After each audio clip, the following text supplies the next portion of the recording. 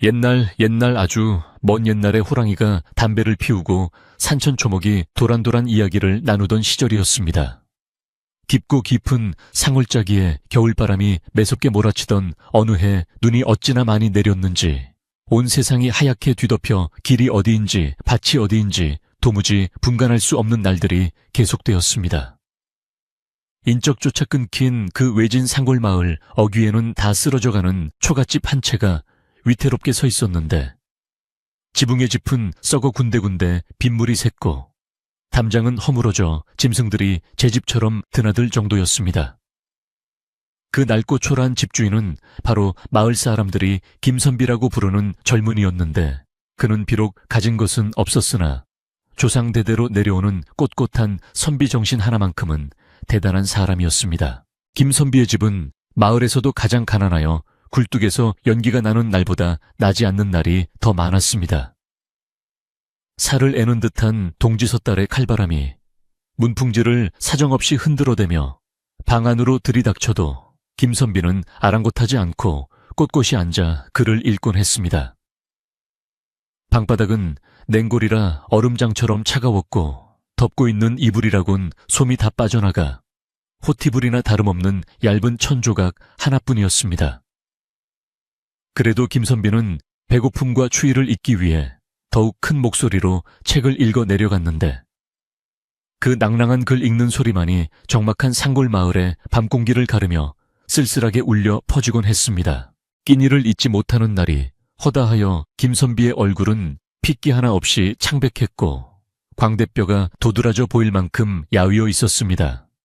마을 사람들은 저러다 김선비가 굶어 죽는 것은 아닌지 걱정하며 혀를 찼지만 자존심 강한 김선비는 결코 남에게 아쉬운 소리를 하는 법이 없었습니다. 그는 아무리 배가 고파도 물 한 그릇으로 줄인 배를 채우고는 온매무새를 단정히 한 채 책상 앞에 앉았습니다. 춥고 배고픈 육체의 고통을 정신력으로 이겨내려는 듯 그의 눈빛만은 샛별처럼 초롱초롱하게 빛나고 있었으나 보는 이들의 마음을 안타깝게 만드는 처연함이 서려 있었습니다. 어느 날 밤 평소보다 더욱 거센 눈보라가 휘몰아치며 천지를 뒤흔드는 밤이었습니다. 하늘에 구멍이라도 난 듯 쏟아지는 폭설에 세상은 온통 칠흑 같은 어둠 속에 잠겼고 바람소리는 마치 굶주린 짐승이 울부짖는 소리처럼 흉흉하게 들려왔습니다. 문풍지는 찢어질 듯 비명을 질러댔고 작은 등잔불조차 바람에 위태롭게 흔들리며 꺼질 듯 말 듯 춤을 추고 있었습니다. 김선비는 덜덜 떨리는 손으로 책장을 넘기며 흐트러지는 마음을 다잡으려 애를 썼지만 뼛속까지 파고드는 항해는 도저히 견디기 힘든 지경에 이르러 있었습니다. 그때였습니다. 세찬 바람소리 사이로 무언가 둔탁하게 부딪히는 소리가 희미하게 들려왔습니다. 처음에는 그저 거센 바람에 나뭇가지가 부러지거나 낡은 대문이 삐걱거리는 소리라고 생각하여 대수롭지 않게 넘기려 했습니다. 하지만 잠시 후 끊어질 듯 가느다란 신음소리가 바람결에 섞여 들려오자 김선비는 읽던 책을 덮고 귀를 기울였습니다. 사람의 소리인지 짐승의 소리인지 분간하기 어려웠으나 분명 누군가 고통스러워하는 소리임에 틀림없다는 생각이 들자 가슴이 철렁 내려앉았습니다. 김선비는 잠시 망설였습니다. 이 늦은 밤 그것도 짐승도 다니지 않을 험한 날씨에 누가 자신을 찾아올 리 만무했기 때문입니다. 혹시 산짐승이 먹이를 찾아 내려온 것은 아닌가 하는 두려움도 있었지만 만약 사람이 추위에 쓰러져 있는 것이라면 모른 척할 수 없는 노릇이었습니다. 그는 떨리는 손으로 낡은 방문을 열고 밖으로 나섰습니다. 문을 열자마자 매서운 눈보라가 얼굴을 때리며 숨을 턱 막히게 했지만 그는 눈을 가늘게 뜨고 마당을 뚫어지게 바라보았습니다. 아단계는 무릎까지 빠질 정도로 눈이 수북하게 쌓여 있었고 낡은 대문 앞에는 검은 물체가 눈 속에 반쯤 파묻혀 있었습니다. 김선비는 집신을 꿰어 신을 겨를도 없이 맨발로 눈밭을 뛰어 대문 앞으로 달려갔습니다. 가까이 다가가 보니 그것은 짐승이 아니라 사람이었습니다. 낡고 해진 옷을 입은 여인이 눈 위에 쓰러져 있었는데 얼굴은 핏기 하나 없이 하얗게 질려 있었고 입술은 보라색으로 변해 이미 숨이 넘어가는 듯 했습니다. 여인의 몸 위로는 계속해서 차가운 눈이 쌓이고 있었습니다. 김선비는 황급히 여인의 몸을 흔들어 보았지만 여인은 이미 의식을 잃어 아무런 반응이 없었습니다. 여인의 몸은 마치 얼음 덩어리처럼 차가웠고 가냘픈 몸은 깃털처럼 가벼워 보였습니다. 김선비는 더 이상 지체할 수 없다고 생각하여 여인을 번쩍 안아들었습니다. 평소 제대로 먹지 못해 기운이 없는 김선비였지만 위급한 상황이 닥치자 어디서 그런 힘이 솟아났는지 여인을 안고 방으로 뛰어 들어왔습니다. 방 안으로 들어온 김선비는 여인을 아랫목에 눕혔으나 냉골인 방바닥은 여인의 언몸을 녹이기에는 턱없이 부족했습니다. 김선비는 다급한 마음에 자신이 덮고 있던 얇은 이불을 여인에게 덮어주고 차가운 손과 발을 주무르기 시작했습니다. 하지만 여인의 몸은 좀처럼 따뜻해지지 않았고 방 안의 냉기는 여전히 살을 애는 듯 했습니다. 아궁기에 불을 지펴야 했지만 땔감은 이미 며칠 전에 바닥이 난 상태였습니다. 김선비는 잠시 망설이며 방 안을 둘러보았습니다. 그의 눈에 들어온 것은 평생을 보물처럼 아끼며 읽어온 서책들이었습니다. 선비에게 책은 목숨보다 귀한 것이었지만 지금 눈앞에서 죽어가는 사람을 살리는 것이 더 중요했습니다. 비장한 결심을 한 김선비는 떨리는 손으로 책 한 권을 집어들었습니다. 차마 찢지 못하고 잠시 주저했지만 여인의 가빠지는 숨소리를 듣고는 이내 눈을 질끈 감고 책장을 푹 찢었습니다. 찢겨나가는 종이 소리가 가슴을 후벼 파는 듯 했지만 그는 아궁이에 마른 종이를 넣어 엮고 불을 붙였습니다. 종이가 타들어가며 노란 불꽃이 일어나자 그는 낡은 책상 다리와 쓰지 않는 나무 도구들까지 모조리 부수어 아궁이에 밀어 넣었습니다. 타닥타닥 타오르는 불길과 함께 방바닥으로 조금씩 온기가 퍼져나가기 시작했습니다. 한참 동안 손발을 주무르고 따뜻한 기운이 방 안에 감돌자 여인의 창백했던 얼굴에 아주 희미하게 붉은 기운이 돌아오기 시작했습니다. 김선비는 부엌으로 나가 얼어붙은 물 항아리를 깨어 물을 한 바가지 떠왔습니다. 솥에 물을 끓여 따뜻하게 만든 뒤 숟가락으로 조심스럽게 여인의 입술을 적셔주었습니다. 따뜻한 물이 목으로 넘어가자 여인은 얕은 신음을 내뱉으며 천천히 눈꺼풀을 들어 올렸습니다. 초점 없는 눈동자가 서서히 김선비를 향했고 여인은 자신이 어디에 있는지 파악하려는 듯 주위를 두리번거렸습니다. 여인이 정신을 차린 것을 확인한 김선비는 안도의 한숨을 내쉬었습니다. 여인은 몸을 일으키려 했지만 기력이 쇠하여 다시 힘없이 자리에 누워야 했습니다. 김선비는 부드러운 목소리로 안심시키며 말했습니다.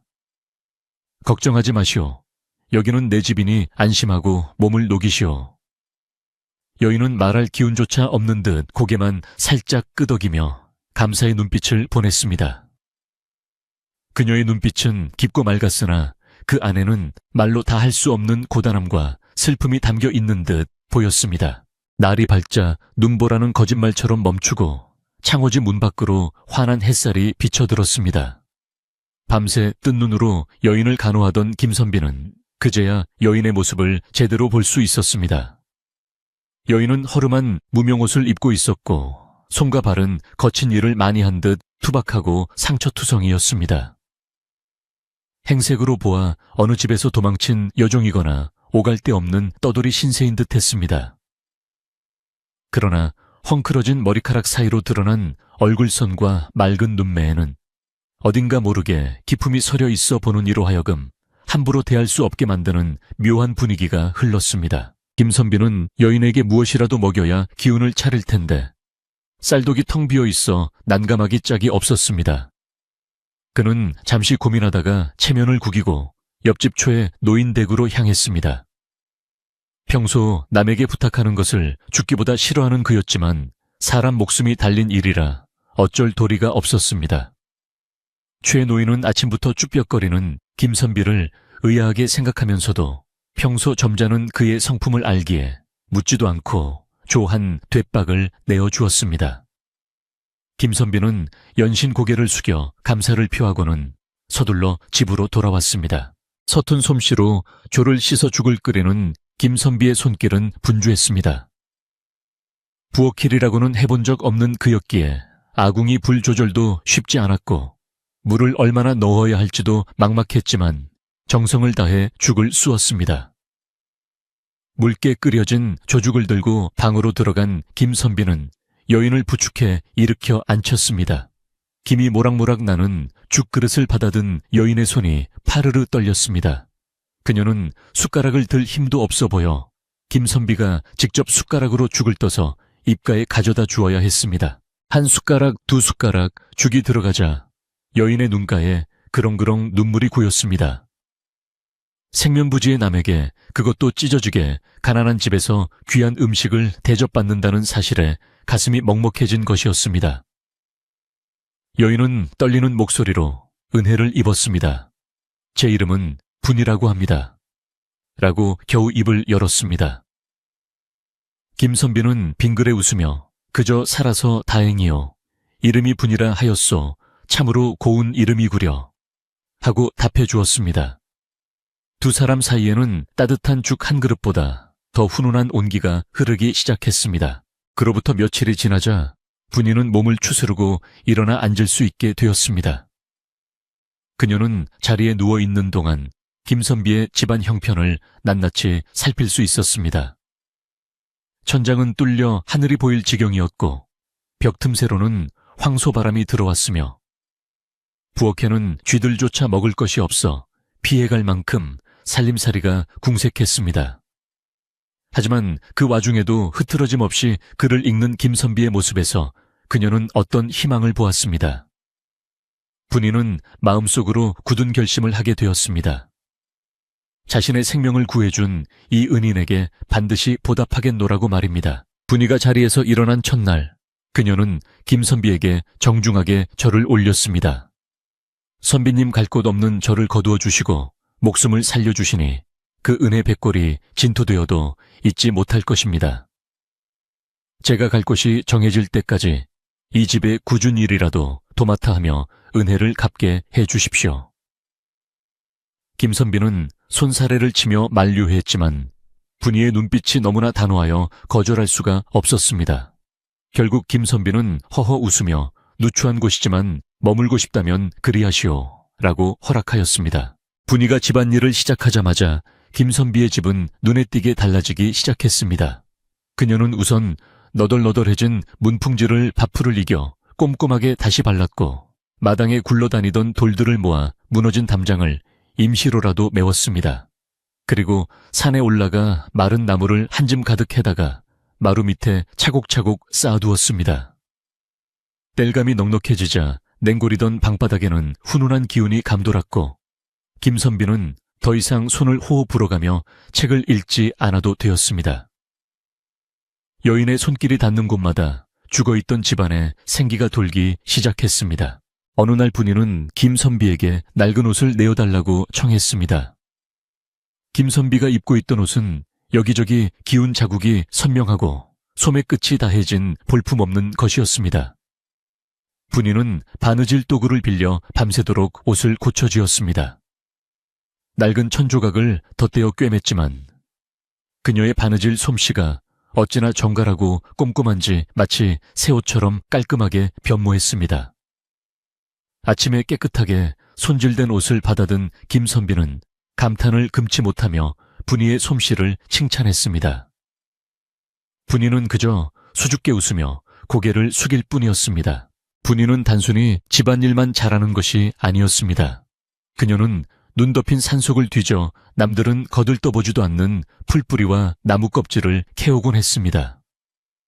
김선비가 그것이 무엇이냐고 물으면 그녀는 이것은 약으로도 쓰이고 염색 재료로도 쓰이는 귀한 것입니다. 라고 짧게 대답하고는 부엌 한 구석에서 무언가를 끓이고 말리기를 반복했습니다. 김선비는 글 공부만 하여 세상 물정에 어두웠기에 분이가 하는 일이 그저 소꿉장난 같은 것인 줄로만 알았습니다. 하지만 분이의 손끝에서는 김선비가 상상조차 하지 못한 마법 같은 일들이 준비되고 있었습니다. 마을 사람들 사이에서도 김선빈의 집에 여자가 들어왔다는 소문이 아름아름 퍼져나갔습니다. 우물가에 모인 아낙네들은 그 가난한 집에 입 하나가 더 늘었으니 이제 꼼짝없이 굶어 죽게 생겼네 라며 걱정 반 호기심 반으로 수군거렸습니다. 그러나 며칠 뒤 김선비가 입고 나온 옷이 몰라보게 깨끗해지고 얼굴에 혈색이 도는 것을 본 사람들은 고개를 갸웃거렸습니다.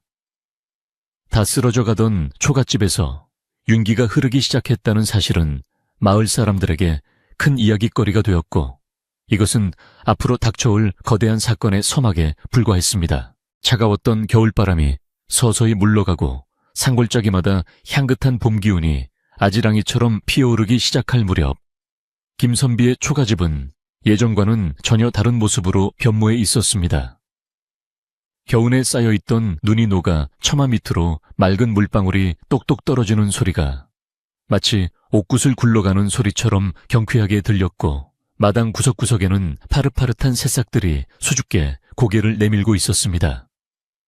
분이가 들어온 이후로 무너져 내릴 듯 위태로웠던 담장은 단단한 돌들로 채워져 반듯하게 서 있었고 구멍이 숭숭 뚫려 황소바람이 드나들던 방문에는 하얀 창호지가 팽팽하게 발라져 있어 보기만 해도 따뜻한 온기가 느껴질 정도였습니다. 분이는 하루도 쉬지 않고 부지런히 움직였는데 그녀의 하루는 동이특이 훨씬 전인 새벽부터 시작되었습니다.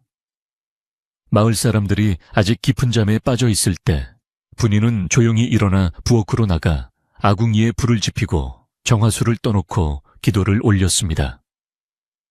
그녀의 손길이 닿으면 거칠고 투박했던 부엌 살림들이 반질반질 윤이 나기 시작했고 퀴퀴한 곰팡이 냄새 대신 구수한 밥 짓는 냄새가 집안 가득 퍼져나갔습니다. 김선비가 아침에 눈을 뜨면 따뜻하게 데워진 새순물과 정갈하게 차려진 아침상이 그를 기다리고 있었으니 이는 김선비가 평생 받아보지 못한 극진한 대접이었습니다. 김선비는 이러한 변화가 꿈만 같으면서도 한편으로는 분이에게 미안한 마음을 금할 길이 없었습니다. 자신은 글을 읽는다는 핑계로 방 안에 앉아 책장만 넘기고 있는데 연약한 여인 혼자서 집안의 모든 굳은 일을 도맡아 하고 있었기 때문입니다. 어느 날 김선비가 빗자루를 들고 마당을 쓸려고 하자 분이는 기겁을 하며 빗자루를 빼앗아 들었습니다. 선비님께서는 글을 읽으셔야 할 분입니다. 이런 천한 일은 제게 맡기시고 학문에만 정진하십시오. 그녀의 단호한 태도에 김선비는 어쩔 수 없이 다시 책상 앞에 앉았지만 책을 읽는 내내 분이의 거친 손이 눈에 밟혀 마음이 편치 않았습니다. 그런데 이상한 일은 집안 살림이 나아지는 것뿐만이 아니었습니다. 텅 비어 거미줄이 쳐져 있던 광에 곡식이 조금씩 쌓이기 시작하더니 어느새 쌀독에는 하얀 쌀이 절반이나 차오르게 된 것이었습니다. 김선비는 도대체 이 곡식들이 어디서 난 것인지 의아해하여 분이에게 물었으나 분이는 그저 산에서 나무를 캐다가 장에 내다 팔아 조금 마련했습니다. 라고 짧게 대답하며 수줍게 웃을 뿐이었습니다. 하지만 김선비가 보기에도 그저 산나물 몇 줌 팔아서 마련할 수 있는 양이 아니었기에 그의 고개는 갸웃거려질 수밖에 없었습니다. 사실 분이에게는 남들이 모르는 특별한 재주가 하나 숨겨져 있었는데 그것은 바로 산과 들에 널려있는 풀과 나무를 이용하여 귀한 약재나 염료를 만들어내는 기술이었습니다. 그녀는 낮이면 망태기를 메고 산으로 올라가 남들은 잡초라고 거들떠보지도 않는 풀뿌리들을 캐왔습니다. 그리고 밤이 되면 부엌에서 그것들을 찌고 말리고 덮어서 약재를 만들거나 낡은 천조각들을 모아 붓고 푸른 천연염료로 물을 들였습니다. 그녀의 손을 거친 낡은 광목천은 비단보다 더 고운 빛깔을 띠는 귀한 원단으로 재탄생했고 이것들은 장터에서 비싼 값에 팔려 나갔던 것입니다. 김선비는 분이가 밤늦도록 부엌에서 무엇인가를 다리는 냄새를 맡으며 잠이 들곤 했습니다. 그 냄새는 쌉싸름하면서도 향긋한 내음이었는데 마치 깊은 산속의 전기를 그대로 옮겨온 듯 머리를 맑게 해주었습니다. 김선비는 분이가 단순히 살림만 잘하는 것이 아니라 범상치 않은 지혜와 재주를 가진 여인임을 서서히 깨닫게 되었습니다. 하지만 그녀의 출신이나 과거에 대해서는 일절 묻지 않았는데 그것은 그녀가 지니고 있는 깊은 슬픔과 비밀을 존중해주고 싶은 마음 때문이었습니다. 어느덧 김선비의 옷차림도 몰라보게 달라져 동네 사람들의 눈을 휘둥그레지게 만들었습니다. 기워입어 누더기 같았던 도포는 온데간데 없고 빳빳하게 풀을 먹여 다림질한 하얀 도포 자락이 바람에 휘날릴 때면 마치 고고한 학이 내려앉은 듯한 기품이 흘렀습니다. 발에는 달아빠진 집신 대신 깨끗한 미투리가 신겨져 있었고 머리에 쓴 갓 또한 칠이 벗겨지지 않은 반듯한 것이었습니다. 김선비가 마을 길을 걸을 때면 사람들은 가던 길을 멈추고 그를 쳐다보았고 예전에 그 꾀조죄하던 김선비가 맞는지 눈을 비비며 다시 확인하곤 했습니다. 이러한 김선비 집안의 급격한 변화는 곧 마을 사람들의 입방에 오르내리기 시작했습니다. 특히 우물가에 모인 아낙네들에게 김선비와 분이의 이야기는 가장 흥미로운 안주거리였습니다. 글쎄, 그 귀신 나올 것 같던 김선비네 집 굴뚝에서 매일같이 고기 굽는 냄새가 난다지. 뭐야? 아니, 그 여자가 들어온 지 얼마나 됐다고 벌써 집안이 그렇게 폈대. 혹시 그 여자가 여우가 둔갑한 건 아닐까? 아낙네들은 물동이를 내려놓고 삼삼오오 모여 앉아 확인되지 않은 소문들을 퍼나르며 상상의 나라에를 펼쳤습니다. 소문은 꼬리에 꼬리를 물고 퍼져나가 분이가 도둑질을 해서 돈을 모았다는 둥, 밤마다 남자를 홀려 재물을 뺏어온다는 둥 터무니없는 이야기로 변질되기도 했습니다. 개중에는 김선비가 분이에게 홀려 정신을 못 차리고 있다는 걱정 어린 시선도 있었지만 대부분은 갑자기 형편이 좋아진 김선비에 대한 시기심에서 비롯된 험담들이었습니다. 사람들은 김선비가 지나갈 때면 앞에서는 짐짓 점잖게 인사를 건넸지만 뒤돌아서면 수군거리며 흐겨보기 일쑤였습니다. 그러나 정작 김선비와 분이는 이러한 마을의 소란을 전혀 눈치채지 못한 채 평온한 나날을 보내고 있었습니다. 마을 어귀에 사는 최 노인은 이 모든 상황을 묵묵히 지켜보고 있는 마을의 최고 어른이었습니다. 그는 젊은 시절 한양을 오가며 넓은 세상을 경험했고 사람을 보는 눈이 매섭기로 유명한 인물이었습니다. 최 노인은 김선빈의 집 굴뚝에서 피어오르는 연기와 분이가 장터에서 사오는 물건들을 유심히 관찰했습니다. 그리고 김선비의 얼굴에 도는 혈색과 입고 있는 옷의 만듦새를 보며 고개를 저었습니다. 가난한 선비 집에 갑작스러운 횡재라. 필시 무슨 사단이 나도 날 징조로다. 최 노인은 곤방대를 털며 혀를 찼습니다. 최 노인은 분이라는 여인의 행색을 멀리서 지켜본 적이 있었는데 그녀의 걸음걸이나 행동거지가 예사롭지 않음을 단번에 알아보았습니다. 일반 평민이나 천민 출신이라고 하기에는 몸가짐이 너무나 반듯했고 눈빛에는 굴곡진 사연이 담겨 있는 듯 보였기 때문입니다. 최 노인은 김선비가 순진하여 세상 물정을 모르고 덜컥 사람을 들였다가 나중에 큰 화를 입을까 염려되었습니다. 옛말에 공짜는 없다고 했거늘 아무런 대가 없이 굴러들어 온 복은 반드시 그만큼의 대가를 요구하기 마련이라는 것이 최 노인의 지론이었습니다. 어느 날 오후 최 노인은 지팡이를 짚고 김선비의 집을 찾았습니다. 대문을 들어서자 마당은 티끌 하나 없이 깨끗하게 쓸려 있었고 장독대에는 윤기 흐르는 항아리들이 줄지어 서 있는 모습이 보였습니다. 최 노인은 속으로 감탄하면서도 겉으로는 엄한 표정을 지으며 헛기침을 했습니다. 이리 오너라 김선비 안에 있는가?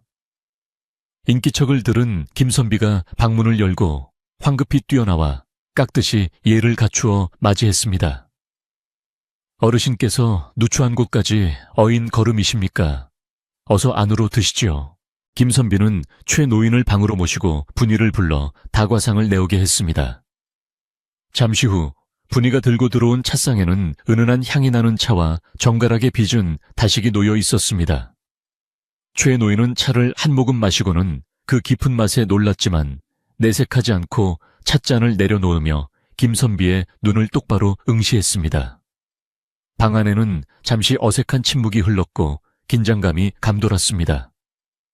김선비는 최 노인이 무슨 말을 하려는 것인지 짐작조차 하지 못한 채 공손하게 무릎을 꿇고 앉아 있었습니다. 최 노인은 낮고 굵은 목소리로 입을 열었습니다. 김선비 자네의 형편이 나아진 것은 참으로 다행한 일이나 내 노파심에 한마디 하러 왔네. 김선비는 고개를 숙이며 네 어르신 말씀하십시오. 라고 대답했습니다. 최 노인은 밖에서 일하고 있는 분이의 기척을 살피며 목소리를 낮추었습니다. 자네 집에 들어온 그 여인 말일세. 근본도 알 수 없는 사람을 너무 믿어서는 아니 되네. 세상에 공짜로 얻어지는 재물은 반드시 탈이 나는 법이야. 갑자기 불어난 살림살이가 자네의 복이 될지 화가 될지는 두고 봐야 아는 일일세. 김선비는 최 노인의 말에 당황하여 얼굴이 붉어졌습니다. 그는 잠시 머뭇거리다가 조심스럽게 입을 열었습니다. 어르신 분이는 눈 속에 쓰러져 죽어가던 것을 제가 구해주었을 뿐입니다. 그 은혜를 갚겠다고 저리 열심히 일하는 것인데 어찌 의심할 수 있겠습니까? 그 아이의 심성은 누구보다 착하고 곱습니다. 김선비는 분이를 감싸며 항변했지만 최 노인의 표정은 여전히 단호했습니다. 최 노인은 혀를 차며 다시 한번 경고했습니다. 사람 속은 천길 물속보다 알기 어려운 법이라네. 자네가 글공부만 하여 사람 보는 눈이 어두운 것이 걱정되어 하는 말이니 명심하게나. 최 노인은 말을 마치고 자리에서 일어났습니다. 김선비가 대문 밖까지 배웅을 나갔지만 최 노인은 뒤도 돌아보지 않고 지팡이 소리를 내며 멀어져 갔습니다. 김선비는 최 노인의 뒷모습을 멍하니 바라보며 깊은 생각에 잠겼습니다. 마을 어른의 말씀이니 허투루 들을 수는 없었지만 그렇다고 헌신적으로 자신을 돌봐주는 분이를 의심하고 싶지는 않았습니다. 하지만 최 노인의 탈이 날 것이다 라는 말이 가슴 한구석에 무겁게 내려앉아 마음이 개운치 않은 것은 사실이었습니다. 김선비가 다시 방으로 들어오려는데 부엌에서 분이가 나오는 모습이 보였습니다. 그녀의 얼굴에는 숯검댕이 묻어 있었지만 김선비를 보자 환하게 웃으며 선비님, 저녁상은 무엇으로 올릴까요? 라고 물었습니다. 그 해맑은 미소를 보자 김선비의 마음속에 일었던 의구심은 눈 녹듯 사라지는 듯 했습니다. 아니다 저리 맑은 눈을 가진 사람이 그럴 리 없다. 어르신께서 과한 걱정을 하신 게야. 김선비는 고개를 저으며 애써 불안한 마음을 떨쳐내려 노력했습니다. 하지만 최 노인의 경고는 마치 먹구름처럼 그의 머리 위를 맴돌고 있었습니다. 그날 밤 김선비는 책을 읽다가 문득 창밖을 내다보았습니다. 달빛이 교교하게 흐르는 마당 한구석에서 분이가 무언가를 정리하고 있는 모습이 보였습니다. 그녀는 항아리 뚜껑을 열어 안을 살피고는 만족스러운 듯 고개를 끄덕이고 있었습니다. 그 모습이 평화로워 보이면서도 어딘가 모르게 비밀스러워 보여 김선비는 다시금 최 노인의 말이 귓가에 맴도는 것을 느꼈습니다. 과연 그녀는 누구이며 그녀가 만들어내는 이 풍요로움은 어디서 오는 것일까? 김선비의 마음속에는 믿음과 의심이라는 두 개의 감정이 줄다리기를 시작했습니다. 한편 마을 저편에서는 김선비의 집을 주시하는 또 다른 눈길이 있었습니다. 그것은 바로 김선비의 먼 친척벌 되는 박첨지였습니다. 그는 평소 욕심이 많고 남이 잘 되는 꼴을 못 보는 성미였는데 찢어지게 가난하던 김선비가 갑자기 잘 산다는 소문을 듣고 배가 아파 견딜 수가 없었습니다. 박첨지는 어두운 방 안에서 술잔을 기울이며 중얼거렸습니다. 저 새님 같은 놈이 무슨 재주로 돈을 벌어 필시구린 구석이 있을 게야. 내 그 비밀을 밝혀내고 말 테다. 박첨지의 눈빛이 탐욕스럽게 번들거렸습니다. 봄비가 추적추적 내리는 어느 날 박첨지는 우산을 쓰고 마을을 돌아다니며 김선비에 대한 험담을 늘어놓기 시작했습니다. 그 여자가 관에서 수배 중인 도둑이라는 소문이 있어 김선비네 집에 감춰둔 보물이 있다더라. 박첨지가 퍼뜨린 근거 없는 소문들은 사람들의 호기심을 자극했고 마을 분위기는 점점 김선비에게 불리하게 돌아가기 시작했습니다.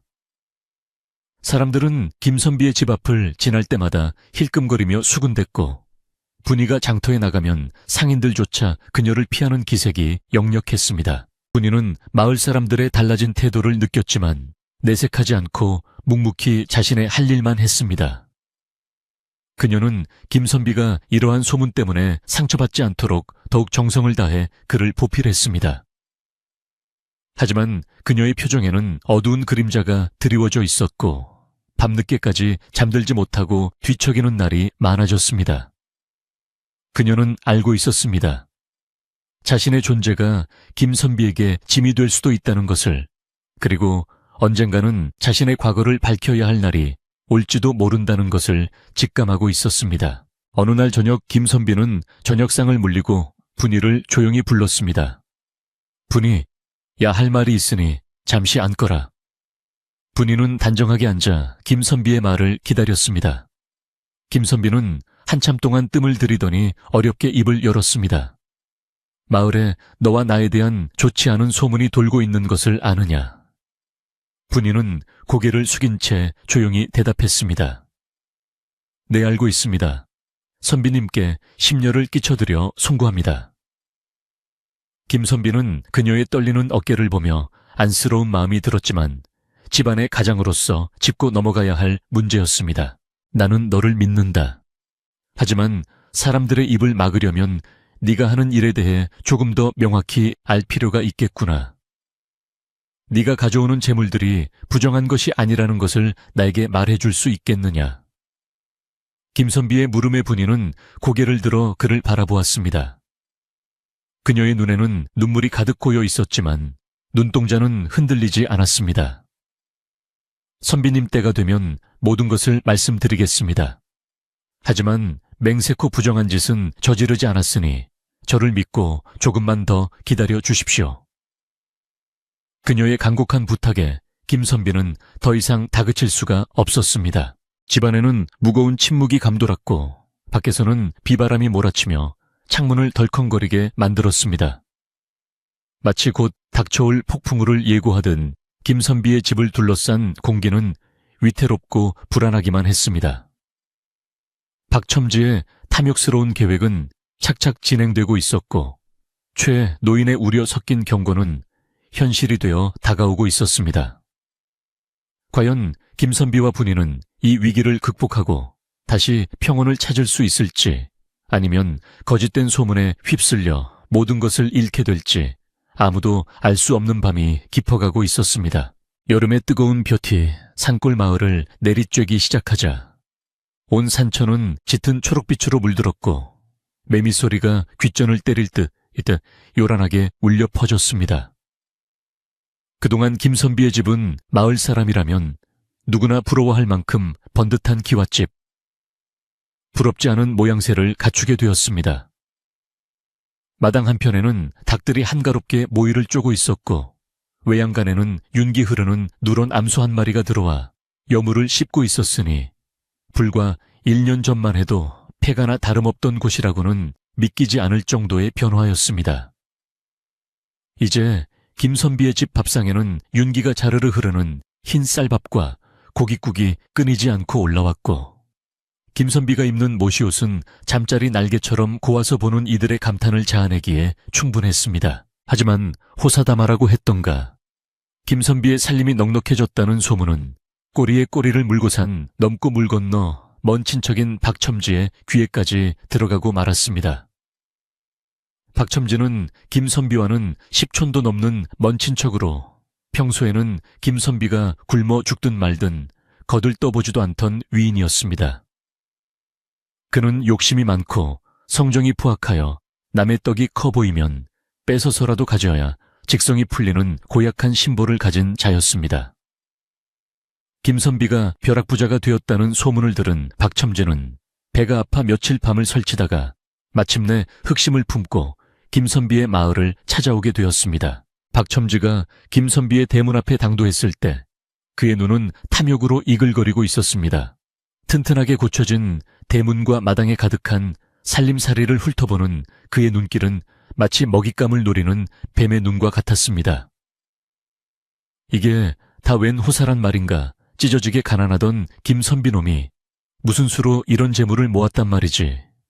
박첨지는 혼잣말을 중얼거리며 헛기침을 크게 한 번 하고는 대문을 박차고 들어갔습니다. 이리 오너라, 내 조카 김선비 안에 있는가? 그의 목소리는 거만하기 짝이 없었으며 마치 빚쟁이가 돈을 받으러 온 듯한 기세였습니다. 방 안에서 글을 읽던 김선비는 박첨지의 목소리를 듣고 깜짝 놀라 뛰쳐나왔습니다.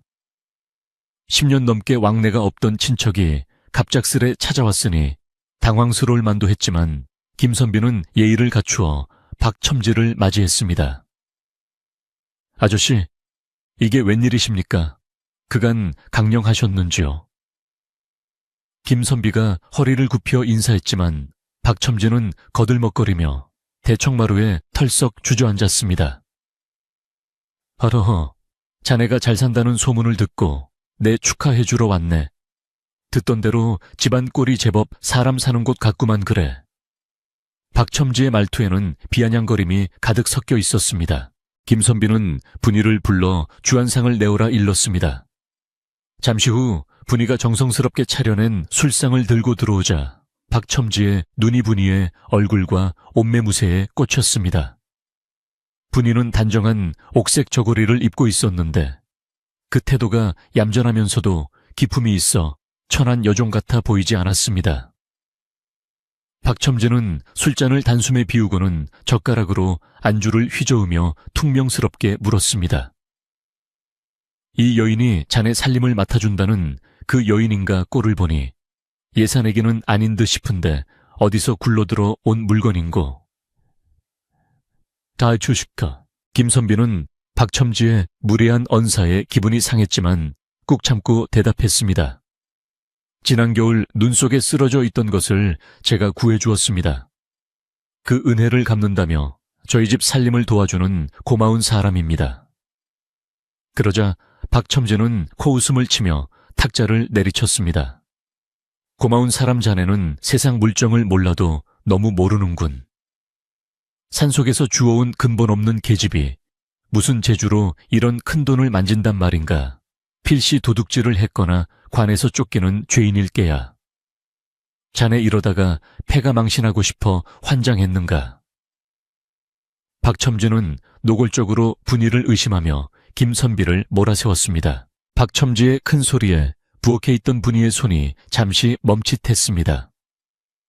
그녀는 박첨지의 험담을 모두 듣고 있었지만 안색 하나 변하지 않고 묵묵히 저녁 준비를 계속했습니다. 하지만 박첨지는 거기서 멈추지 않았습니다. 그는 김선비에게 얼굴을 들이밀며 은밀한 목소리로 속삭였습니다. 내 말을 믿게. 저 여자가 밤마다 남자를 홀려서 재물을 뺏어오는 것일 수도 있고 아니면 옛 주인집에서 금괴라도 훔쳐서 도망친 것일 수도 있네. 그렇지 않고서야 글만 읽는 자네가 1년 만에 이런 부자가 된다는 게 말이 되는가. 지금 당장 저 여자를 추궁해서 재물의 출처를 밝혀내야 하네. 김선비는 박첨지의 말에 가슴이 철렁 내려앉았습니다.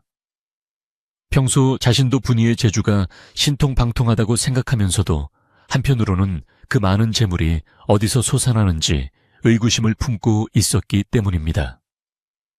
박첨지가 자신의 마음속 깊은 곳에 숨겨두었던 불안의 씨앗에 물을 주자 의심은 걷잡을 수 없이 커져만 갔습니다.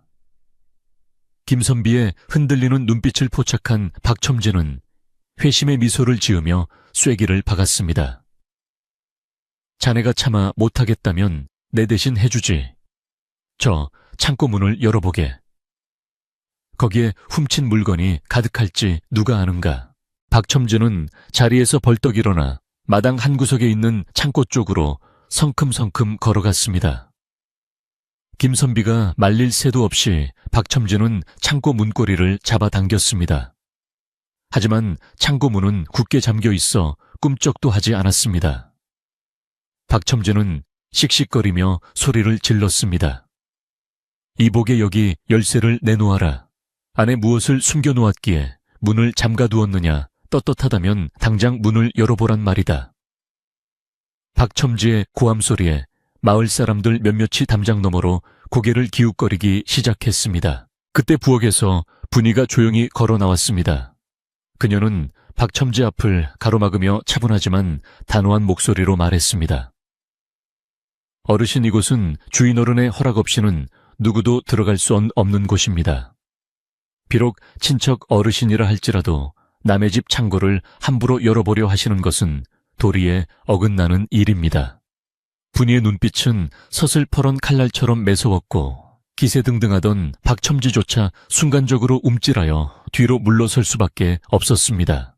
천한 여종인 줄만 알았던 분이에게서 범접할 수 없는 위험이 느껴졌기 때문입니다. 망신을 당했다고 생각한 박첨지는 얼굴이 불그락푸르락해져서 길길이 날뛰기 시작했습니다.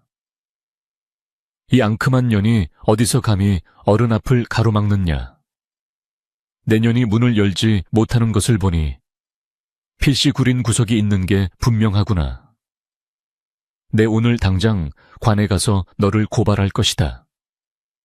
도둑년을 숨겨준 김선비, 너도 무사하지 못할 줄 알아라. 박첨지는 악담을 퍼부으며 김선비의 집을 뛰쳐나갔습니다. 대문이 부서져라 닫히는 소리와 함께 집안에는 무거운 정적만이 감돌았습니다. 박첨지가 돌아간 뒤 김선비는 마루에 힘없이 주저앉았습니다. 그의 머릿속은 온통 혼란스러웠습니다. 박첨지의 말대로 분이가 정말 범죄자라면 자신은 물론이고 조상의 명예까지 더럽히게 될 것이 뻔했습니다. 김선비는 떨리는 목소리로 분이를 불렀습니다. 분이, 야, 저 사람. 말이 사실이 아니라고 나에게 말해다오. 창고 안에 무엇이 있기에 보여주지 못한 것이냐. 김선비의 목소리에는 두려움과 애원, 그리고 의심이 뒤섞여 있었습니다. 그는 간절히 분이의 입에서 결백하다는 말이 나오기를 기다렸습니다. 분이는 김선비 앞에 무릎을 꿇고 앉았습니다. 그녀는 고개를 들어 김선비를 똑바로 바라보았는데 그 눈빛은 흔들림 없이 맑고 깊었습니다. 선비님, 저를 믿어주십시오. 창고 안에는 남에게 부끄러울 만한 것은 단 하나도 없습니다. 다만 지금 저 문을 열어 보여주면 저 탐욕스러운 분이 억지를 부려 일을 망칠까 염려되어 막아선 것입니다. 때가 되면 자연히 알게 되실 것이니 부디 저를 믿고 기다려 주십시오. 분이의 간곡한 말에도 김선비의 가슴속 답답함은 쉬 사라지지 않았습니다. 한편 마을로 내려간 박첨지는 주막에 앉아 동네 사람들을 모아놓고 헛소문을 퍼뜨리기 시작했습니다. 내 두 눈으로 똑똑히 봤네. 김선비네 창고에 자물쇠가 큼지막하게 채워져 있는데 그 여자가 죽어도 못 열게 하더란 말이야. 그 안에 나라에서 훔친 보물이 있거나 아니면 사람을 해치고 뺏은 물건이 있는 게 틀림없어. 술에 취한 박첨지의 목소리는 점점 커졌고 사람들의 호기심과 불안감을 자극했습니다. 사람들은 어쩐지 갑자기 부자가 된 게 수상했어. 라며 맞장구를 쳤고 분위기는 걷잡을 수 없이 험악해져 갔습니다. 다음 날부터 마을의 분위기는 완전히 달라져 있었습니다. 김선비가 밖에 나가면 사람들은 슬금슬금 피하거나 뒤에서 손가락질을 해댔습니다. 심지어 아이들조차 김선비의 집 담장에 돌을 던지며 도둑놈의 집이라고 소리치고 도망가기도 했습니다. 김선비는 억울하고 분하여 견딜 수가 없었지만 창고 문을 열어 보여주지 않는 이상 사람들의 의심을 거둘 방법이 없었습니다. 그는 방 안에 틀어박혀 끙끙 앓기 시작했고 집안에는 웃음소리가 사라지고 살얼음판 같은 긴장감만 감돌았습니다. 후에 노인은 이 사태를 심각하게 지켜보고 있었습니다. 박첨지가 마을 인심을 흉흉하게 만들고 죄 없는 사람을 모함하는 것 같아. 안타까웠지만 김선비가 창고를 공개하지 않는 것 또한 사실이라 섣불리 나설 수가 없었습니다. 최 노인은 밤늦게 김선비의 집을 찾아와 조용히 타일렀습니다. 김선비 자네가 결백하다면 마을 사람들 앞에서 저 창고를 열어보이게.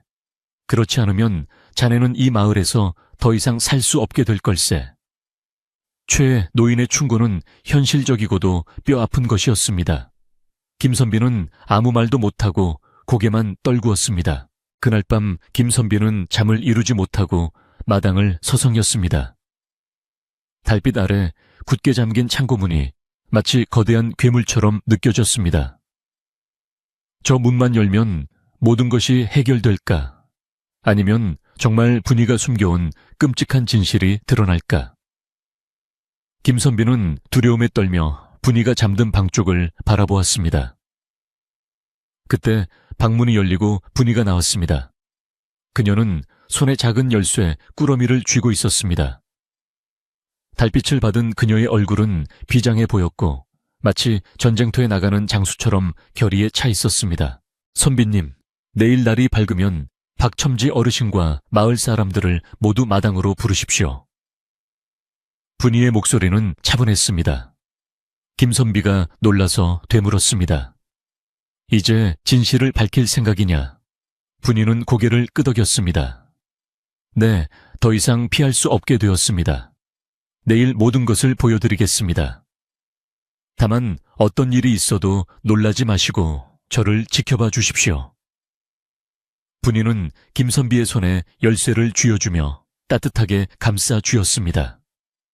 그녀의 손에서 전해지는 온기가 김선비의 불안한 마음을 조금이나마 진정시켜 주었습니다. 다음 날 아침 박첨지는 기세등등하게 마을 사람들을 이끌고 김선비의 집으로 몰려왔습니다. 그의 뒤에는 호미와 괭이를 든 농부들과 호기심 가득한 아낙네들이 구름처럼 따라왔습니다. 박첨지는 대문 앞에서 고래고래 소리를 질렀습니다. 김선비 오늘이야말로 내놈 집구석의 비밀을 낱낱이 밝혀주마 관에 고발하기 전에 마지막 기회를 주는 것이니 썩 나오너라. 마당은 순식간에 사람들로 가득 찼고 웅성거리는 소리로 시장통을 방불케 했습니다. 살기 등등한 분위기에 압도되어 김선비는 식은땀을 흘리며 마루에 섰습니다. 사람들의 시선은 일제히 마당 한가운데에 서 있는 분이와 그 뒤에 있는 잠긴 창고문으로 쏠렸습니다. 박첨지는 비릿한 웃음을 흘리며 앞으로 나섰습니다. 자, 이제 변명은 필요 없다. 당장 저 문을 열어라. 만약 훔친 물건이 나온다면 내년은 당장 멍석마리를 당하게 될 것이다. 박첨지의 협박에도 분이는 눈 하나 깜짝하지 않았습니다. 그녀는 천천히 아주 천천히 품에서 열쇠를 꺼내 들었습니다. 햇빛을 받아 반짝이는 열쇠가 마치 심판의 도구처럼 보였습니다. 김선비는 침을 꿀꺽 삼키며 그 광경을 지켜보았습니다. 심장이 쿵쿵거려 터질 것만 같았습니다. 분이가 창고 문 앞으로 다가가 열쇠를 구멍에 꽂았습니다. 철컥 하는 소리가 마당의 정적을 깨고 유난히 크게 울려 퍼졌습니다. 모든 사람들의 숨이 멈춘 듯 조용해졌습니다. 분이는 잠시 숨을 고르더니 양손으로 창고 문을 힘껏 잡아당겼습니다. 끼익 하는 둔탁한 소리와 함께 굳게 닫혀있던 문이 서서히 열리기 시작했습니다. 과연 그 안에는 무엇이 들어있을지 김선비도 박첨지도 마을 사람들도 모두 눈을 크게 뜨고 어두운 창고 안을 응시했습니다. 창고문이 활짝 열리자 안에서 훅 하고 바람이 불어나왔습니다. 그 바람에는 알 수 없는 독특한 향기가 실려 있었는데 그것은 퀴퀴한 곰팡이 냄새도 비릿한 소의 냄새도 아니었습니다. 은은하면서도 깊은 향기, 마치 깊은 산속의 약초밭에 온 듯한 향기가 사람들의 코끝을 스쳤습니다. 하지만 어두운 창고 안은 아직 햇빛이 닿지 않아 무엇이 있는지 잘 보이지 않았습니다. 박첨지는 답답하다는 듯 소리쳤습니다. 불을 밝혀라. 안을 샅샅이 뒤져보자. 사람들은 횃불을 들고 창고 앞으로 다가갔습니다. 그리고 불빛이 창고 안을 비추는 순간 사람들의 입에서는 일제히 탄성이 터져 나왔습니다. 횃불이 창고 안을 훤히 비추자 그곳에 금은 보화가 산더미처럼 쌓여 있을 것이라. 기대했던 사람들의 눈앞에 펼쳐진 광경은 전혀 예상 밖의 것이었습니다. 창고 안에는 번쩍이는 금덩이나 은부티 대신 천장에 매달린 수많은 약초 다발들과 벽면을 가득 채운 항아리들, 그리고 선반 위에 차곡차곡 개켜진 형형색색의 비단과 무명천들이 가득했습니다. 은은하게 퍼져나오던 향기의 정체는 바로 잘 말린 당귀와 천궁 같은 귀한 약재들이 뿜어내는 내음이었으며, 항아리 속에는 쪽과 홍화 등 자연에서 얻은 염료들이 깊은 색을 머금고 숨쉬고 있었습니다. 멍석을 깔고 도둑을 잡을 준비를 하던 사람들은 짐승 가죽이나 훔친 물건이 아닌 정갈하게 정리된 살림살이를 보고 꿀먹은 벙어리처럼 입을 다물지 못했습니다. 가장 당황한 사람은 단연 박첨지였습니다. 그는 믿을 수 없다는 듯 눈을 비비며 창고 안으로 뛰어들어가 항아리 뚜껑을 열어보고 첫 뭉치를 헤집어 보았습니다. 하지만 아무리 뒤져봐도 남의 집 담을 넘어 훔쳐온 물건이라고 의심할 만한 것은 털끝만큼도 나오지 않았습니다. 이럴 리가 없다. 분명 어딘가에 금괴를 숨겨두었을 것이다. 바닥을 파보아라. 벽을 뜯어보아라. 박첨지는 악을 쓰며 발악했지만 그의 목소리는 이미 힘을 잃어 공허하게 울릴 뿐이었습니다. 사람들은 박첨지의 광기 어린 모습에 눈살을 찌푸리며 하나둘씩 뒤로 물러서기 시작했습니다. 그때 분위가 침착한 발걸음으로 창고 앞으로 걸어나와 사람들 앞에 섰습니다. 그녀는 선반 위에 놓인 푸른색 비단 한 필을 꺼내어 횃불 아래로 펼쳐 보였습니다. 그 천은 마치 깊은 가을 하늘을 그대로 옮겨 놓은 듯 혹은 동해의 푸른 물결을 담아낸 듯 오묘하고 신비로운 쪽빛을 띠고 있었습니다. 사람들은 그 아름다운 색감에 홀린 듯 탄성을 질렀습니다. 이것은 제가 지난번부터 산에서 캐온 쪽풀을 이용하여 100번을 빨고 말려 물들인 천입니다. 장터의 포목점 주인장께서 한양의 대갓집 마님들이 찾으신다며 비싼 값을 쳐주신 것이 바로 이것입니다. 분이의 목소리는 작았지만 또렷하게 마당에 울려 퍼졌습니다. 분이는 이어서 항아리 하나를 가리키며 설명을 이어갔습니다. 저 항아리 안에 든 것은 산도라지와 더덕을 꿀에 재워 만든 약입니다. 그리고 천장에 매달린 것은 첩첩산 중 험한 바위 틈에서만 자라는 희귀한 약초들로 잘 말려서 법제하면 죽어가는 사람도 살린다는 귀한 것들입니다. 저는 본래 약재를 다루고 염색을 업으로 하던 집안의 딸이었으나 집안이 몰락하여 떠돌다가 이곳에 머물게 되었습니다. 선비님의 은혜에 보답하고자 제가 가진 보잘것없는 재주로 산과 들에 버려진 것들을 모아 가치 있게 만들었을 뿐 남의 것을 탐하거나 훔친 적은 결코 없습니다. 분이의 말이 끝나자 마당에는 숙연한 정적이 흘렀습니다. 그녀의 말은 한치의 거짓도 섞이지 않은 진실임을 누구나 느낄 수 있었기 때문입니다. 사람들은 자신들이 잡초라고 여기며 밟고 지나갔던 풀들이 분이의 손끝에서 황금보다 귀한 보물로 변했다는 사실에 경이로움을 금치 못했습니다. 김선비는 그제야 모든 의문이 풀리는 것을 느꼈습니다. 분이가 밤마다 부엌에서 땀 흘리며 만들었던 것이 무엇이었는지, 그녀의 거친 손이 무엇을 의미하는지 깨닫게 되자 가슴 깊은 곳에서 뜨거운 감동이 밀려왔습니다.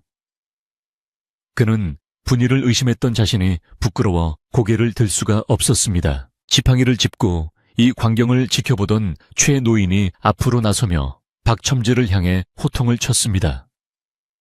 박첨지 자네는 욕심에 눈이 멀어 죄 없는 사람을 모함하고 마을의 인심을 흉흉하게 만들었네. 저 물건들을 보게.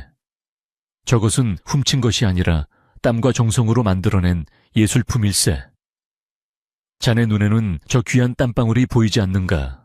어찌 근거도 없는 헛소문으로 남의 집안을 풍비박산 내려고 했단 말인가? 최 노인의 섯을 퍼런 꾸짖음에 박첨지는 쥐구멍이라도 찾고 싶은 심정이 되어 얼굴을 붉혔습니다. 마을 사람들 또한 웅성거리며 박첨지를 비난하기 시작했습니다. 우리가 박첨지 말만 믿고 엄한 사람 잡을 뻔했구만. 저렇게 재주 좋고 부지런한 사람을 도둑으로 몰다니 천벌을 받을 노릇이야. 사람들의 비난 화살이 자신에게 쏟아지자 박첨지는 더 이상 버틸 재간이 없었습니다. 그는 두고 보자 내가 언젠가는 이라며 말끝을 흐리고는 갓도 제대로 쓰지 못한 채 도망치듯 대문 밖으로 내뺐습니다. 그의 뒷모습은 처량하기 그지없었고 마을 사람들은 그의 뒤통수에 대고 혀를 차며 손가락질을 했습니다. 소동이 가라앉자 마을 사람들은 김선비와 분이에게 다가와 머리를 조아리며 사과했습니다. 선비님, 저희가 어리석어 박첨지의 꿰매 넘어갔습니다. 부디 용서해 주십시오. 분이에 씨, 오해해서 미안하오. 내 집에 있는 닭이라도 잡아와서 사주하리다. 사람들의 진심 어린 사과에 김선비는 인자한 미소를 지으며 손을 저었습니다. 아닙니다. 오해가 풀렸으니 다행입니다. 모두들 박첨지의 말재주에 잠시 현혹되었던 것뿐이니 너무 마음에 담아두지 마십시오. 김선비의 너그러운 태도에 마을 사람들은 더욱 감동하여 고개를 숙였습니다. 분이는 부엌으로 들어가 서둘러 술상을 봐왔습니다. 비록 화려한 잔치상은 아니었지만 그녀가 직접 담근 향긋한 약주와 정성껏 말린 육포, 그리고 떡을 내오자 마당은 금세 화기애애한 분위기로 바뀌었습니다. 마을 사람들은 멍석에 둘러앉아 술잔을 기울이며 분이의 솜씨를 칭찬하기에 바빴습니다. 이 술맛이 기가 막히네. 약초 향이 은은한 게 마시면 마실수록 힘이 솟는 것 같아. 이 비단 좀 보게. 때깔이 어찌나 고운지 내 평생 이런 천은 처음 보네. 사람들의 칭찬에 분이는 수줍게 웃으며 부족한 안주를 계속 채워주었습니다. 김선비는 마을 사람들과 술잔을 나누며 그동안 쌓였던 마음의 짐을 털어버렸습니다. 그는 사람들에게 분이가 얼마나 지혜롭고 헌신적인 여인인지, 그녀가 어떻게 쓰러져가는 집안을 일으켜 세웠는지 자랑스럽게 이야기했습니다. 사람들은 김선비의 이야기에 귀를 기울이며 고개를 끄덕였고 김선비가 복을 받아 훌륭한 사람을 얻었다며 부러워했습니다. 이제 마을 사람들에게 분이는 더 이상 정체불명의 도둑이 아니라 마을의 자랑이자 본받아야 할 지혜로운 여인으로 자리 잡게 되었습니다. 해는 어느덧 서산 너머로 뉘엿뉘엿 넘어가고 붉은 노을이 김선비의 집 마당을 따뜻하게 감싸 안았습니다. 술자리가 파하고 사람들이 하나둘 집으로 돌아가자 왁자지껄했던 마당에는 다시 평온한 고요가 찾아왔습니다. 최 노인은 마지막으로 대문을 나서며 김선비의 어깨를 두드려 주었습니다. 김선비 자네가 참으로 귀한 보물을 곁에 두었구만. 부디 그 마음 변치 말고 행복하게 살게나. 최 노인의 덕담에 김선비는 깊이 허리를 숙여 감사를 표했습니다. 대문 밖으로 멀어지는 최 노인의 지팡이 소리가 오늘따라 정겹게 들렸습니다. 김선비와 분이는 텅 빈 마당을 정리하기 시작했습니다. 어질러진 술상을 치우고 멍석을 말아 한쪽에 세워두는 두 사람의 손발이 척척 맞았습니다. 분이는 비를 들어 마당의 흙먼지를 쓸어내며 마음속에 남아있던 앙금까지 모두 털어버리는 듯했습니다. 김선비는 그런 분이의 모습을 지그시 바라보다가 다가가 비를 대신 들었습니다. 이리 죽어라. 오늘은 네가 고생이 많았으니 이제 좀 쉬어야 하지 않겠느냐. 분이는 괜찮다며 사양했지만 김선비의 고집을 꺾을 수는 없었습니다. 창고문을 다시 잠그는 분이의 손길은 예전보다 훨씬 가볍고 편안해 보였습니다. 이제 더 이상 숨길 것도 두려워할 것도 없었기 때문입니다. 그동안 굳게 닫혀있던 것은 창고 문만이 아니라 세상과 단절되어 있던 분이의 마음과 김선비의 불안함이었을지도 모릅니다. 오늘 그 문이 활짝 열림으로써 두 사람은 비로소 세상 앞에 떳떳하게 설 수 있게 되었고 서로에 대한 믿음 또한 바위처럼 단단해졌음을 확인했습니다. 열쇠가 철컥하고 잠기는 소리가 마치 평화의 종소리처럼 경쾌하게 들렸습니다. 김선비는 마루에 걸터앉아 밤하늘을 올려다보았습니다. 소동이 지나간 뒤에 밤하늘은 유난히 맑고 깨끗하여 별들이 쏟아질 듯 반짝이고 있었습니다. 분이가 따뜻한 꿀물 한 그릇을 타서 김선비 옆에 살포시 놓았습니다. 선비님, 많이 놀라셨지요? 드시고 진정하십시오. 김선비는 꿀물 그릇을 두 손으로 감싸 쥐며 따뜻한 온기를 느꼈습니다. 달콤한 꿀물이 목을 타고 넘어가자 긴장으로 굳어있던 온몸이 노곤하게 풀리는 기분이 들었습니다. 그는 옆에 앉은 분이를 바라보며 말없이 미소를 지었습니다. 분이야, 오늘 네가 보여준 지혜와 용기에 내가 크게 배웠다. 나는 그저 책 속에 길이 있다고 믿었는데 네가 보여준 세상은 책보다 더 넓고 깊더구나. 하찮은 풀 한 포기에도 귀한 쓰임이 있다는 것을 미처 몰랐으니 내가 헛공부를 한 셈이다. 김선비의 겸손한 고백에 분이는 고개를 저으며 대답했습니다. 아닙니다, 선비님. 선비님께서 묵묵히 저를 믿고 기다려주시지 않았다면 저는 아무것도 할 수 없었을 것입니다. 이 모든 것은 선비님의 덕입니다. 서로에게 공을 돌리는 두 사람의 모습이 달빛 아래 그림자처럼 정답게 어우러졌습니다. 밤바람이 대나무 숲을 스치며 사각거리는 소리를 내었고 풀벌레들이 합창하듯 울어대며 여름밤의 정취를 더해주었습니다. 김선비와 분이는 한참 동안 말없이 마당을 바라보며 앉아 있었지만 침묵이 전혀 어색하지 않았습니다. 오히려 말로 하지 않아도 통하는 마음의 대화가 오고 가는 듯했습니다. 오늘 하루 겪었던 폭풍우 같은 일들이 이제는 아득한 옛날 이야기처럼 느껴졌고 집안 구석구석에는 다시금 평온하고 안락한 기운이 차오르고 있었습니다. 이제 마을 그 누구도 김선비의 집을 의심의 눈초리로 보지 않을 것입니다. 오히려 분이의 재주를 배우고 싶어하는 아낙네들이 줄을 설 것이고 김선비의 학식을 존경하는 사람들이 모여들 것입니다. 위기는 기회가 되어 돌아왔고 시련은 두 사람의 인연을 더욱 단단하게 묶어주는 계기가 되었습니다.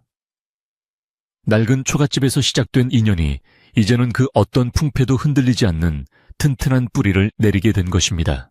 김선비는 자리에서 일어나 분이에게 말했습니다. 밤이 깊었다. 내일도 해야 할 일이 많으니 그만 들어가 쉬도록 하자. 분이는 내 선비님도 편히 주무십시오. 라고 인사하고 안방문을 열어주었습니다. 김선비가 방으로 들어가자 분이는 부엌으로 가서 내일 아침에 쓸 쌀을 씻어놓고 마지막으로 집안 단속을 했습니다. 대문을 걸어 잠그고 등잔불을 끄자 집은 완전한 어둠과 고요 속에 잠겼습니다. 하지만 그 어둠은 무섭거나 차가운 것이 아니라 지친 몸과 마음을 포근하게 감싸주는 어머니의 품과 같은 따뜻한 어둠이었습니다. 소동이 지나가고 뜨거웠던 여름의 열기도 한풀 꺾이자 산골 마을에는 어느덧 선선한 가을바람이 불어오기 시작했습니다. 김선비의 집 마당에 심어놓은 감나무에는 주홍빛 감들이 탐스럽게 익어가고 있었고 담장 밑에는 귀뚜라미들이 밤마다 고운 노래를 부르며 평화로운 가을밤의 정취를 더해주었습니다. 창고문을 열어 진실을 밝힌 그날 이후 마을 사람들의 태도는 완전히 달라져 있었습니다. 예전에는 의심과 시기의 눈초리로 김선비의 집을 곁눈질하던 사람들이 이제는 존경과 부러움이 가득한 눈빛으로 바라보게 된 것입니다. 아침마다 대문 앞에는 이웃들이 몰래 가져다 놓은 호박이며 고구마갓 수확한 핵곡식들이 놓여 있곤 했는데 이는 그동안의 오해에 대한 미안함과 고마움을 표현하는 투박하지만 따뜻한 정성이었습니다. 분이는 이제 마을 아낙네들의 선생님이 되어 있었습니다. 그녀가 가진 염색 기술과 약초를 다루는 법을 배우고 싶어 하는 부인들이 매일같이 김선비의 집으로 찾아왔기 때문입니다.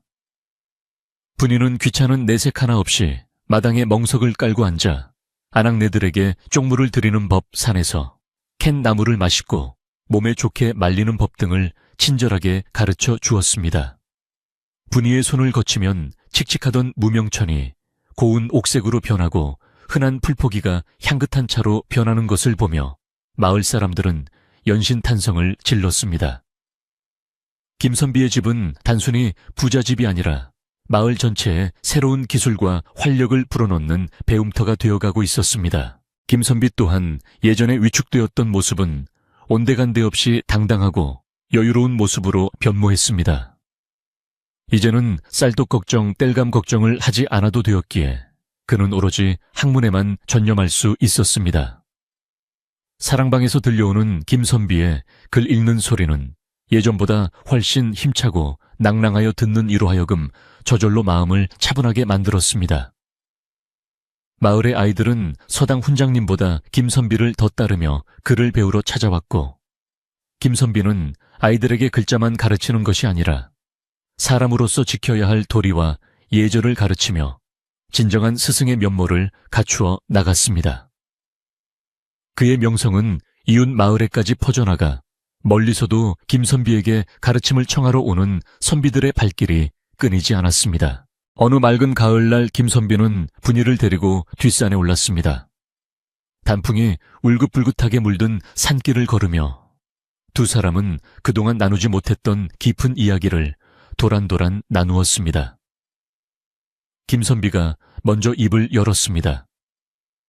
분이야, 네가 아니었다면 나는 아직도 차가운 냉방에서 배를 고르며 세상 탓만 하고 있었을 것이다. 너는 내게 생명의 은인이자 세상을 보는 새로운 눈을 뜨게 해준 스승과도 같다. 김선비의 진심 어린 고백에 분이는 얼굴을 붉히며 고개를 저었습니다. 아닙니다, 선비님. 오갈 데 없는 저를 거두어 주시고 따뜻한 아랫목을 내어주신 선비님의 어진 마음이 있었기에 오늘의 제가 있을 수 있었습니다. 산 정상에 올라 아래를 내려다보니 황금빛으로 물든 들판과 옹기종기 모여있는 마을의 풍경이 한눈에 들어왔습니다. 김선비는 시원한 바람을 맞으며 분이의 손을 조심스럽게 잡았습니다. 이제는 주인과 하인이 아니라 평생을 함께할 반려자로 너를 맞이하고 싶구나. 비록 내가 가진 것은 많지 않으나 내 남은 평생 너를 아끼고 존중하며 살아가겠다고 맹세하마. 김선비의 갑작스러운 청혼의 분위에 눈시울이 붉어졌습니다. 신분의 벽이 엄연한 세상이었지만 두 사람 사이에는 이미 그런 껍데기 같은 것은 아무런 의미가 없었습니다. 분이는 말없이 고개를 끄덕이며 김선비의 손을 꽉 마주 잡았습니다. 두 사람의 혼례는 마을 잔치처럼 치러졌습니다. 화려한 예물이나 떠들썩한 사물놀이패는 없었지만 마을 사람들이 십시일반으로 모아 온 음식과 정성으로 그 어떤 양반집 혼례보다 풍성하고 따뜻했습니다. 최 노인이 주례를 맡아 두 사람의 앞날을 축복해 주었고 마을 사람들은 국수 그릇을 비우며 천생연분이다. 선남선녀가 따로 없다며 덕담을 아끼지 않았습니다. 혼례복을 입은 분이의 얼굴은 가을 햇살보다 더 환하게 빛났고 사모간대를 쓴 김선비의 입계는 웃음이 떠나질 않았습니다. 그날 밤 초가집 지붕 위로 떠오른 보름달은 유난히 크고 밝아 마치 두 사람의 앞길을 비춰주는 등불 같았습니다. 세월은 유수와 같이 흘러 어느덧 김선비와 분이 사이에는 토끼 같은 자식들이 태어났습니다. 아이들은 아버지를 닮아 글 읽기를 좋아하고 어머니를 닮아 손재주가 좋고 심성이 고운 아이들로 자라났습니다. 마당에는 아이들의 웃음소리가 끊이지 않았고 김선비의 집은 언제나 사람 냄새가 나는 훈훈한 곳이 되었습니다. 김선비는 과거에 급제하여 벼슬길에 오를 수도 있었지만 분이와 함께 마을을 지키며 후학을 양성하고 가난한 이웃을 돕는 삶을 선택했습니다. 그는 높은 벼슬보다 가족과 함께하는 저녁 밥상이 임금님의 하사품보다 아내가 다려주는 차 한 잔이 더 소중함을 깨달았기 때문입니다. 반면 욕심쟁이 박첨지는 어떻게 되었을까요? 그는 자신의 잘못을 뉘우치기는커녕 여전히 남을 탓하고 시기하다가 무리한 투기로 전 재산을 날리고 알거지가 되어 마을을 떠났다는 소문이 들려왔습니다. 사람들은 박첨지의 몰락을 두고 인과응보라며 혀를 찼습니다. 재물은 모으는 것보다 어떻게 쓰느냐가 더 중요하며 마음이 가난한 자는 아무리 많은 돈을 가져도 결코 행복해질 수 없다는 것을 박첨지의 최후가 여실히 보여주었기 때문입니다. 김선비 부부는 박첨지의 소식을 듣고 안타까워하며 그가 어디서든 개과천선하여 평안하기를 조용히 빌어주었습니다. 다시 겨울이 찾아왔습니다. 김선비와 분이가 처음 만났던 그날처럼 온 세상이 하얀 눈으로 뒤덮인 밤이었습니다. 하지만 이제 두 사람이 있는 방 안은 외풍 하나 없이 따뜻했고 아랫목에는 두꺼운 소미불이 깔려 있었습니다. 김선비와 분이는 화로를 사이에 두고 마주 앉아 군밤을 까먹으며 옛 추억에 잠겼습니다. 그날 밤 당신이 문을 열고 나오지 않았다면 저는 지금 이 세상 사람이 아니었겠지요. 분이가 군밤 껍질을 벗기며 말하자 김선비는 빙그레 웃으며 대답했습니다. 아니지, 그날 내가 문을 열지 않았다면 나는 평생 추위와 배고픔 속에서 외롭게 늙어갔을 것이오. 당신이 나를 살린 것이오.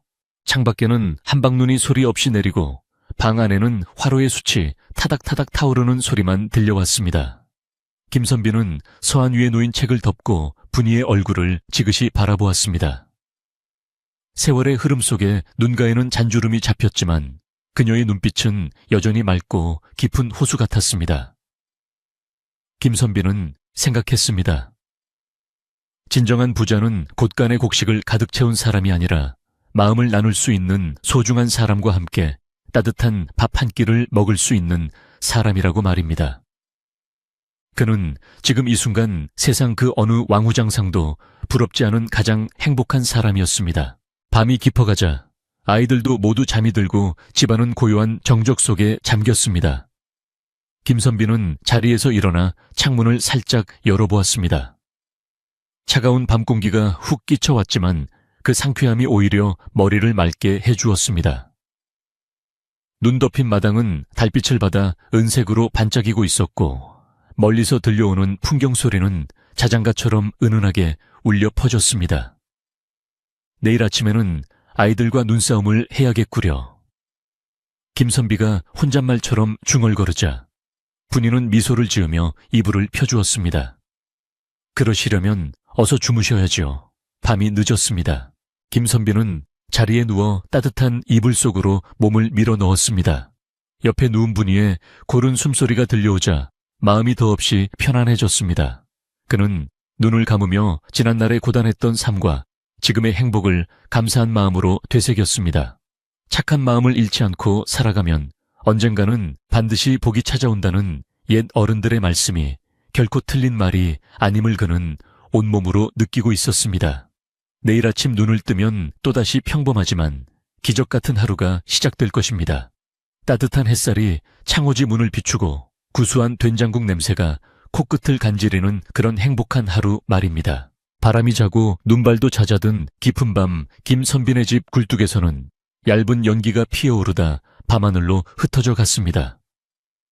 그것은 마치 이 집안의 평화와 행복이 하늘 높이 올라가 온 세상에 퍼지는 듯한 모습이었습니다. 산골 마을의 작은 초가집에서 시작된 이 아름다운 이야기는 욕심 없이 서로를 아끼고 사랑하며 살아가는 것이야말로 세상에서 가장 위대한 재물을 얻는 길임을 우리에게 조용히 속삭여주고 있습니다. 이제 여러분도 무거운 짐일랑 모두 내려놓고 김선비와 분이처럼 따뜻하고 편안한 꿈속으로 떠나보시길 바랍니다. 오늘 밤도 달빛은 온 세상을 비추고 이야기는 여기서 끝이 납니다. 모두들 편안한 밤, 좋은 꿈 꾸시기를 바랍니다.